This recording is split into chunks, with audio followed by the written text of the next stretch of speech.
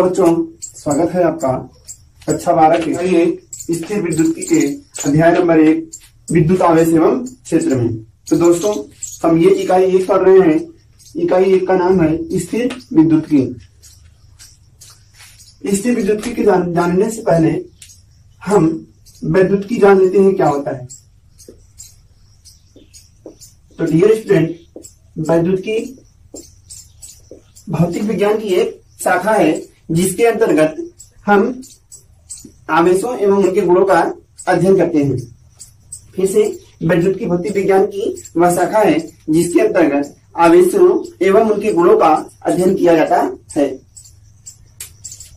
तो इसको हम लिखेंगे, परिभाषा हो जाएगी भौतिकी की वह शाखा जिसके अंतर्गत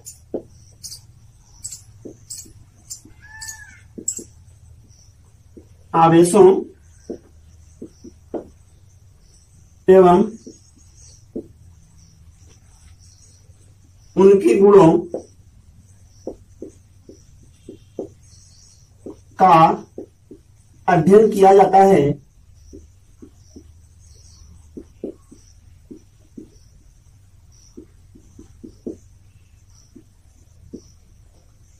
विद्युत की कहलाता है।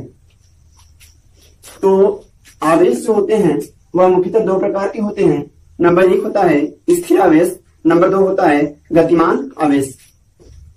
तो इस प्रकार हम विद्युत को 2 भागों में बांट सकते हैं। नंबर 1 स्थिर विद्युत की,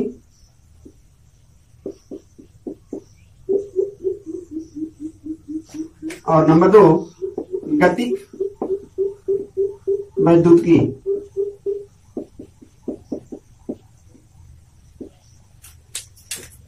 स्थिर विद्युत की वह शाखा है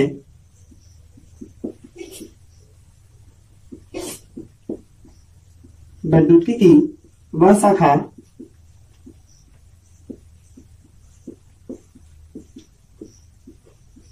जिसके अंतर्गत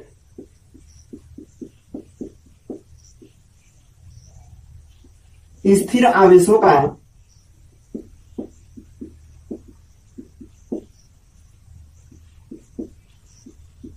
अध्ययन किया जाता है।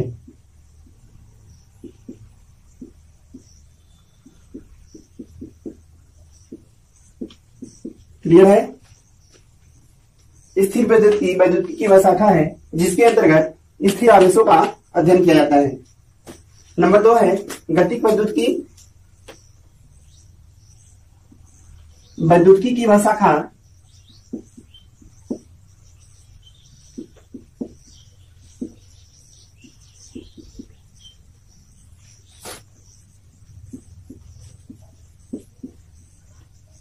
जिसके अंतर्गत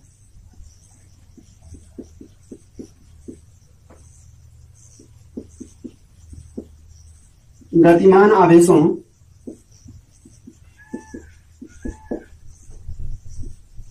का अध्ययन किया जाता है।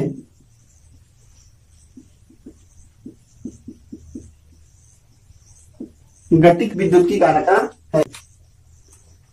इस प्रकार हम कह सकते हैं कि स्थिर विद्युत के अंतर्गत स्थिर आवेशों तथा गतिक विद्युत के अंतर्गत गतिमान आवेशों का अध्ययन किया जाता है। स्थिर विद्युत के अंतर्गत हम स्थिर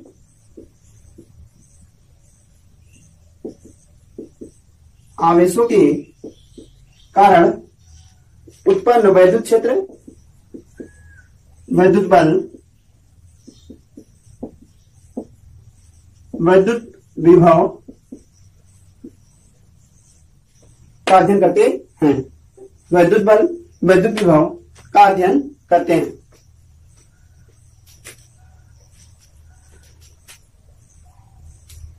जबकि गतिक विद्युत के अंतर्गत हम गतिमान आवेशों के कारण उत्पन्न चुंबकीय क्षेत्र, चुंबकीय बल और बलयुग्म का अध्ययन करते हैं।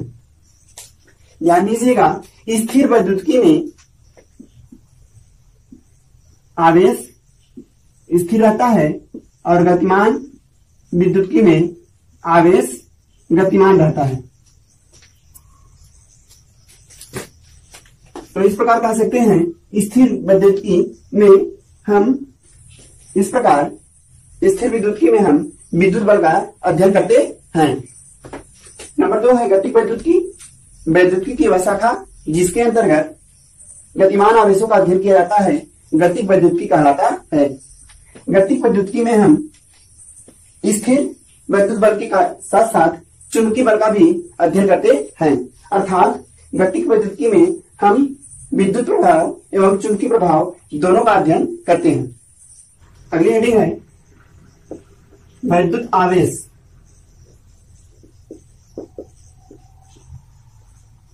किसी पदार्थ का वह गुण जिसके कारण वैद्युत प्रभाव और चुंबकीय प्रभाव उत्पन्न होते हैं विद्युत आवेश कहलाता है। एक बार फिर समझते हैं, किसी पदार्थ का वह गुण जिसके कारण उसमें वैद्युत प्रभाव और चुंबकीय प्रभाव उत्पन्न होते हैं वैद्युत आवेश कहलाता है। तो परिभाषा इसकी लिख लेते हैं।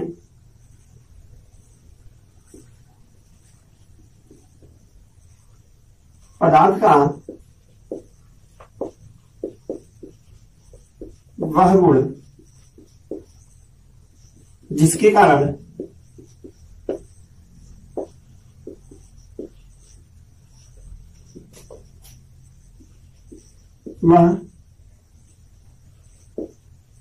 वह वैद्युत एवं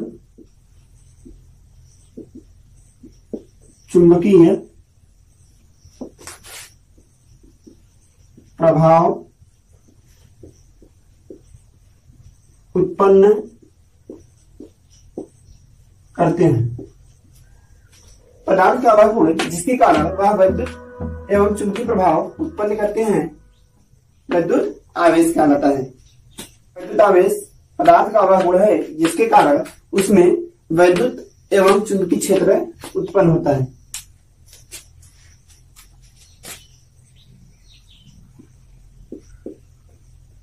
उत्पन्न होते हैं। अब हम देखेंगे आवेशन की विधियां। सबसे पहले जान लेते हैं, देखिए आवेश एक अदिश राशि है, इसे Q से दिखाते हैं और ठीक है, आवेश एक अदिश राशि है जिसे Q से व्यक्त करते हैं। Q बराबर होता है N इंटू E, जहां पर N क्या है, इलेक्ट्रॉनों की संख्या है तथा E एक इलेक्ट्रॉन का आवेश है। और आप लोग जानते हैं एक इलेक्ट्रॉन पर 1.6 गुणे 10 घातीय -19 कूलाम का आवेश होता है। यहां से एक चीज हमें और स्पष्ट हो जाएगी कि आवेश का मात्रक कूलाम होता है। क्लियर है? आवेश का मात्रक कूलाम होता है। एक यहां पे देखिए, तो हम यहाँ पे कुछ महत्वपूर्ण पॉइंट लिख लेते हैं। नंबर 1, आवेश को Q से व्यक्त करते हैं। ठीक है। नंबर 2, नंबर 1, आवेश Q बराबर होता है N गुणे E, जहां पर E एक इलेक्ट्रॉन का आवेश है और E बराबर होता है 1.6 गुणे 10 घातीय -19 कूलाम और N इलेक्ट्रॉनों की संख्या है। इलेक्ट्रॉनों की संख्या। नंबर 2 लिखेंगे, आवेश एक अदिश राशि है। क्लियर है। आवेश एक अदिश राशि है, ये नंबर बी है। नंबर सी लिखेंगे आवेश का मात्रक कूलाम, या यहां से देखिए आवेश का मात्रक या तो कूलाम होगा या तो Q बराबर, आप लोगों ने पढ़ा होगा कक्षा 10 में, Q बराबर होता है आई टी। तो I मतलब विद्युत धारा, विद्युत धारा का मात्रक होता है एम्पियर,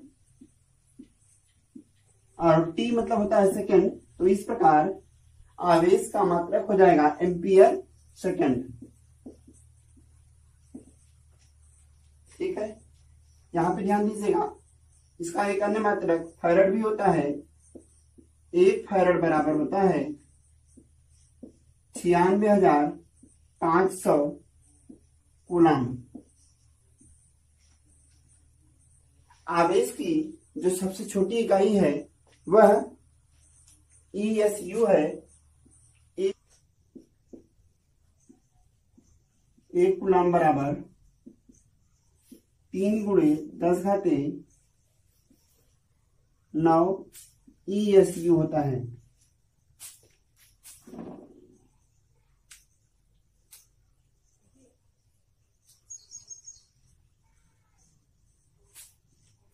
क्लियर है। जो ESU है यह आवेश की सबसे छोटी इकाई है। क्लियर है, इसको इलेक्ट्रोस्टैटिक यूनिट कहते हैं। तो आइए अब देखते हैं आवेशों के गुण। एक और चीज देखेंगे हम लोग, नंबर सी,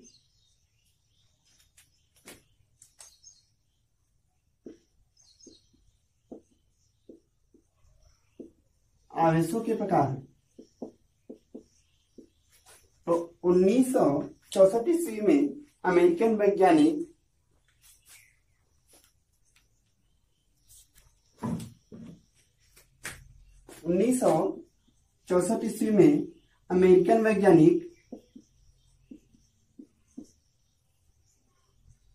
बेंजामिन फ्रैंकलिन ने आवेशों को दो भागों में बांटा। नंबर 1 धनावेश, दूसरा ऋणावेश। इसके अलावा वस्तु पर उदासीन आवेश भी हो सकता है। तो इस प्रकार वैज्ञानिक बेंजामिन फ्रैंकलिन के अनुसार आवेश दो प्रकार के होते हैं। नंबर 1 धनावेश, नंबर 2 ऋणावेश। अब यहां पे देख लीजिए कुछ, यदि हम दो पदार्थों को आपस में रगड़ेंगे तो एक पदार्थ पर धनावेश तथा दूसरे पदार्थ पर उतना ही और विपरीत ऋणावेश उत्पन्न हो जाता है। कौन सी वस्तु पर किस प्रकार का आवेश उत्पन्न होगा? तो यदि हम कांच की छड़ को रेशम से रगड़ें तो कांच की छड़ पर पॉजिटिव चार्ज और रेशम की छड़ पर नेगेटिव चार्ज उत्पन्न हो जाएगा। इसी प्रकार यदि हम बिल्ली की खाल को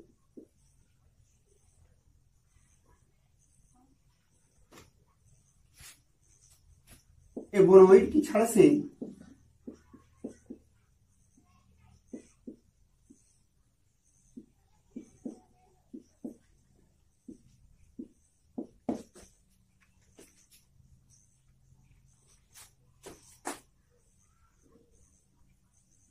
इसी प्रकार यदि हम बिल्ली की खाल को एबोनाइट की छड़ से रगड़ेंगे तो बिल्ली की खाल पर पॉजिटिव चार्ज तथा एबोनाइट की छड़ पर नेगेटिव चार्ज उत्पन्न हो जाएगा। यदि हम ऊनी कपड़े को अंबर नामक पदार्थ से रगड़ें तो ऊनी कपड़े पर पॉजिटिव चार्ज तथा अंबर पर नेगेटिव चार्ज उत्पन्न हो जाता है। क्लियर है।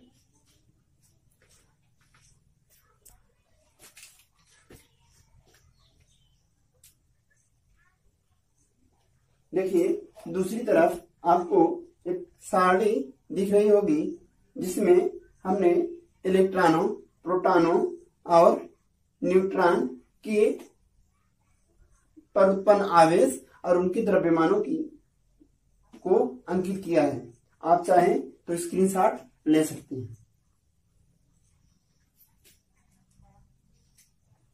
अब इसके बाद दोस्तों हम लोग देखेंगे आवेशों के गुण। अगली हेडिंग है प्रॉपर्टीज ऑफ इलेक्ट्रिक चार्ज, आवेशों के गुण।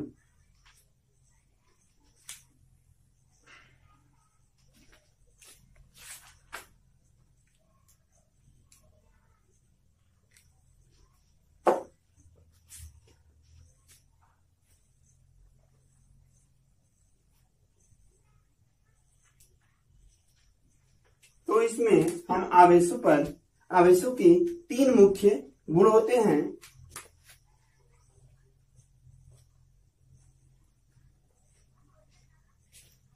डियर स्टूडेंट, आवेशों के तीन मुख्य गुण होते हैं। नंबर 1,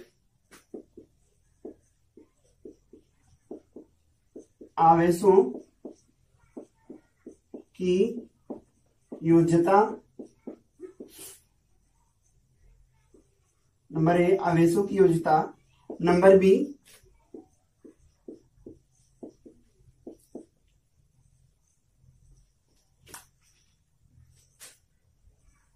आवेशों का संरक्षण। और नंबर सी, आवेशों का क्वांटीकरण।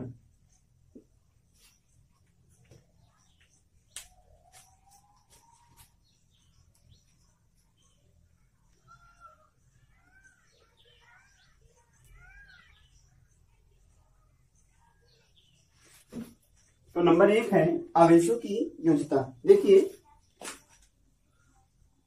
किसी पदार्थ में जो संपूर्ण आवेश होता है वह उनके विलगित कणों के अलग अलग आवेशों के योग के बराबर होता है।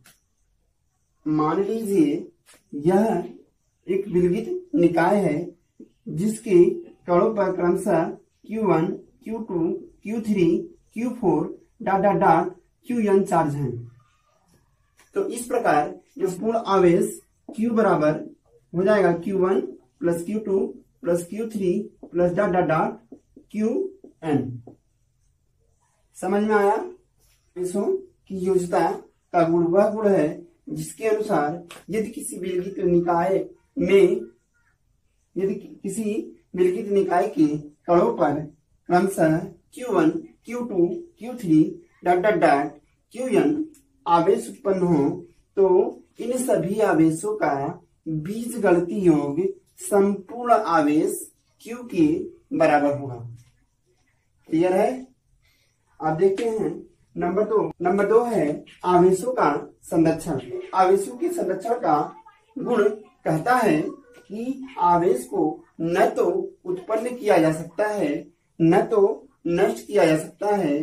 अर्थात जो संपूर्ण आवेश होता है किसी विलगित निकाय का संपूर्ण आवेश संरक्षित होता है, अर्थात यह न तो उत्पन्न होगा और न ही नष्ट होगा। नंबर 3 है आवेशों का क्वांटीकरण। किसी निकाय में आवेशों का मान सतत न होकर खंडित होता है और यह न्यूनतम आवेश की पूर्ण गुणज के रूप में होता है।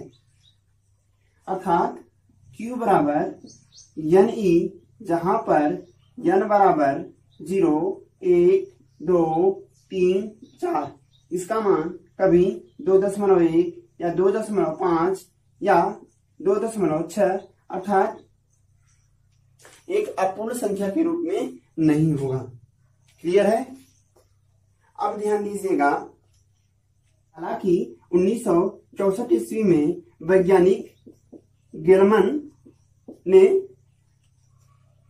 एक पदार्थ की खोज की है जिसे हम क्वार्क कहते हैं, और इस पर जो आवेश होगा वह एक इलेक्ट्रॉन का 2/3 या -1/3 गुना होता है।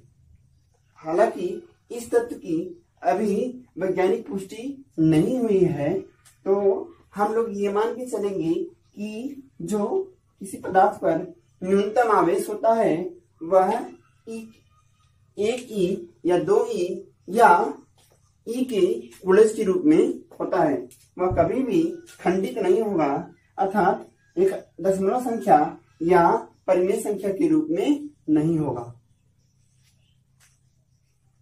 अगली हेडिंग है आवेशन की विधियां।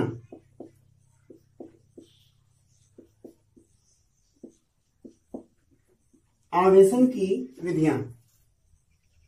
तो किसी भी पदार्थ पर 3 प्रकार से आवेश उत्पन्न किया जा सकता है। नंबर 1 चालन के द्वारा, नंबर 2 घर्षण के द्वारा, और नंबर 3 प्रेरण के द्वारा। तो इसमें हम कह सकते हैं किसी पदार्थ पर 3 प्रकार से आवेश उत्पन्न कर सकते हैं। ए घर्षण द्वारा, बी चालन द्वारा, और सी प्रेरण के द्वारा। क्लियर है? जब दो वस्तुओं को परस्पर स्पर्श कराते हैं तो में उत्पन्न आवेश घर्षण द्वारा उत्पन्न आवेश कहलाता है। इसी प्रकार जब दो पदार्थों को आपस में संपर्क करा देते हैं और किसी एक सिरे पर आवेश प्रवाहित करने पर दूसरे सिरे पर आवेश का प्रवाह उत्पन्न हो जाए तो इस चालन आवेशन की इस विधि को चालन द्वारा आवेशन कहते हैं। यदि दो वस्तुओं को बिना संपर्क कराए किसी एक वस्तु पर उत्पन्न आवेश के द्वारा दूसरी वस्तु पर विपरीत आवेश उत्पन्न कर दें तो इस आवेशन की इस विधि को प्रेरण द्वारा आवेशन कहते हैं। दो वस्तुओं को एक दूसरे के नजदीक रखें तो उनके बीच लगने वाला जो वैद्युत बल होगा वह उनके अनुक्रमानुपाती होगा तथा उन आवेशों के तथा उस वस्तु पर उत्पन्न वैद्युत बल उस वस्तु पर उत्पन्न वैद्युत बल उन आवेशों के बीच की दूरी के वर्ग के व्युत्क्रमानुपाती होगा। इस प्रकार कूलाम के नियमानुसार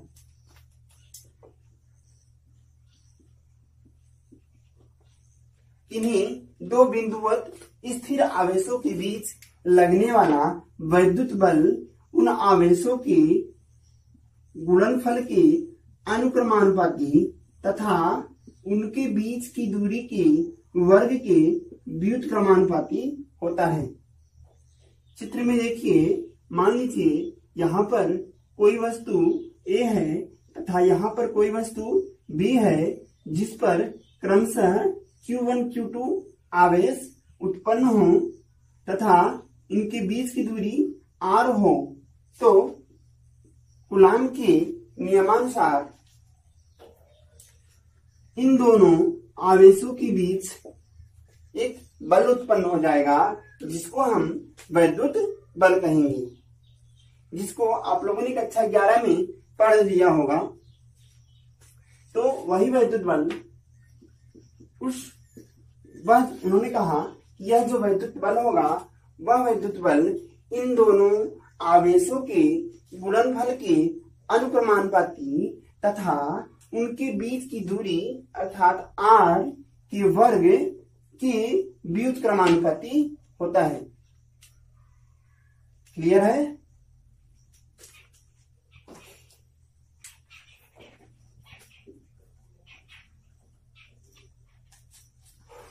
यहां पर Q1 Q2 आवेशों पर उत्पन्न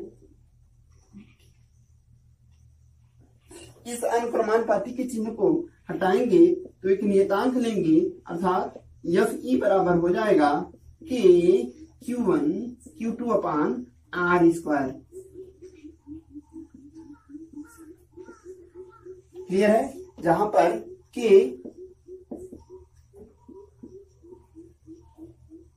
वैद्युतांक है,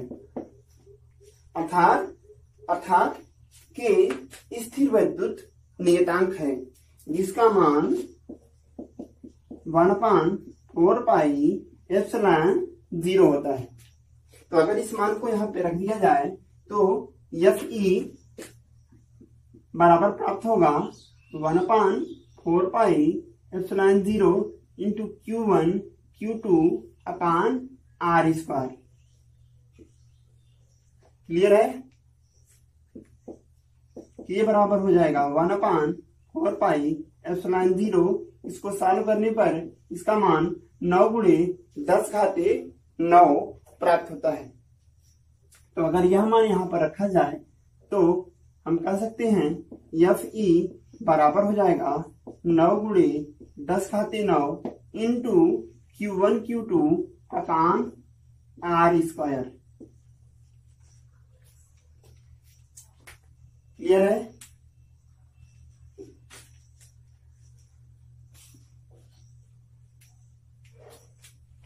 यदि यहां पर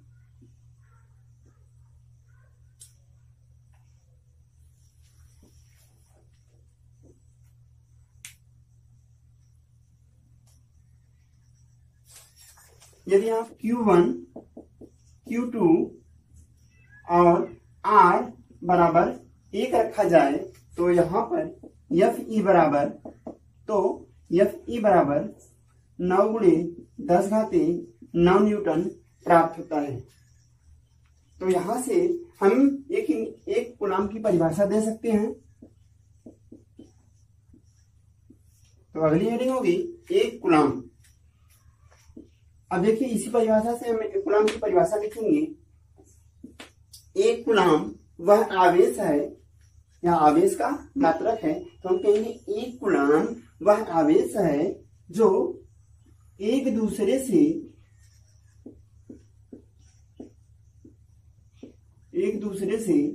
1 मीटर की दूरी पर रखे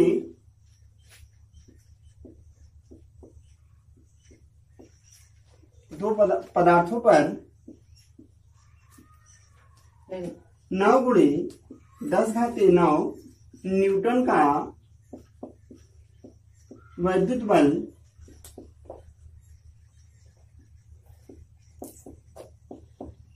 उत्पन्न करता है।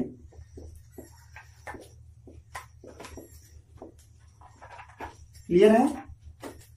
1 कूलाम वह आवेश है जो एक दूसरे से 1 मीटर की दूरी पर रखे गए दो पदार्थों पर 9 गुणे 10⁻9 न्यूटन का बल उत्पन्न करता है। डियर स्टूडेंट, आप लोग जानते हैं, यहां पे दिख रहा है, आप लोग जानते हैं K बराबर 1/4 पाई एप्सिलॉन। यदि हम एप्सिलॉन 0 का मान निकालना चाहें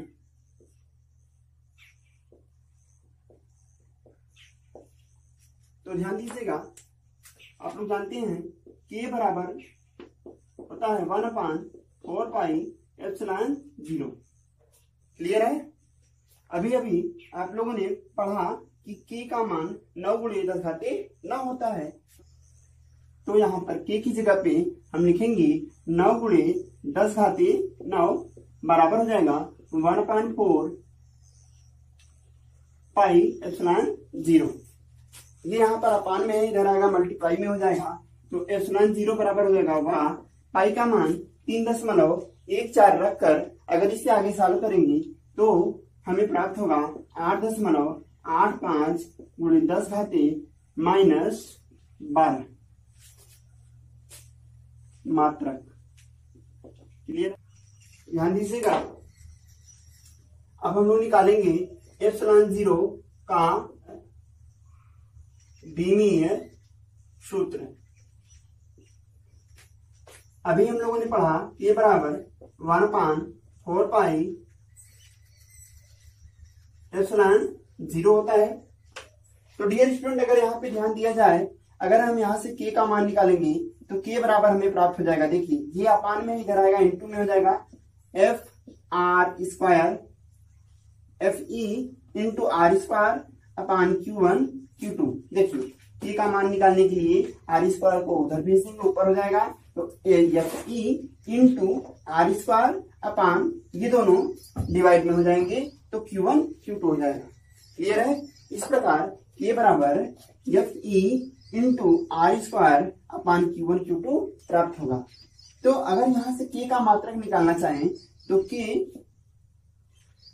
का मात्रक निकालने के लिए मुझे एफ ई का मात्रक रखना पड़ेगा। इसका मात्रक है न्यूटन, आर दूरी है, इसका मात्रक मीटर होता है। चूंकि यहाँ पे घात 2 है इसलिए यहाँ भी घात 2 हो जाएगी अपान Q1 Q2 आवेश है, अतः इसका मात्रक कूलाम गुणे कूलाम हो जाएगा।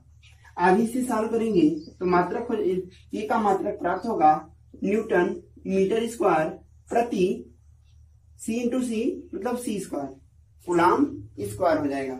इस प्रकार के बराबर न्यूटन मीटर स्क्वायर प्रति कूलाम स्क्वायर प्राप्त होगा। अब अगर इस मात्रक को हम यहाँ पे रखेंगे तो हमें के का मात्रक प्राप्त, यहाँ पे देखिए एप्सिलॉन 0 का मात्रक निकालना है तो ये जाएगा यहाँ पर और ये आएगा यहाँ पर, अर्थात एप्सिलॉन 0 ऊपर चला जाएगा और के नीचे चला आएगा तो हमें एप्सिलॉन 0 बराबर प्राप्त हो जाएगा 1/4 पाई इंटू के। चूंकि यह और यह विमाहीन राशि है तो एप्सिलॉन 0 का मात्रक हो जाएगा 1/k का मात्रक। क्लियर है? इस प्रकार एप्सिलॉन 0 का मात्रक हो जाएगा, एप्सिलॉन 0 का मात्रक बराबर हो जाएगा, देखिए इसी का जो के का मात्रक है उसका रिवर्स होगा तो हम कहेंगे न्यूटन पावर -1 मीटर पावर -2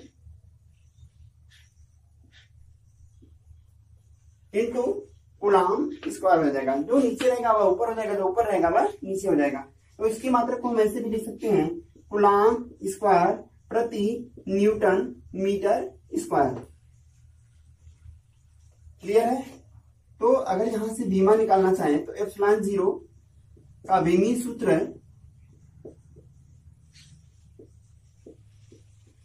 बराबर हो जाएगा सी का बीमी सूत्र, और सी क्या है आप लोग जानते हैं, सी आवेश है, आवेश का बीमी सूत्र होता है AT।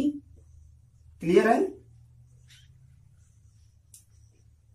अपान न्यूटन, न्यूटन मतलब बल, बल का बीमी सूत्र होता है mLT⁻² इंटू मीटर, और मीटर का बीमी सूत्र होता है L।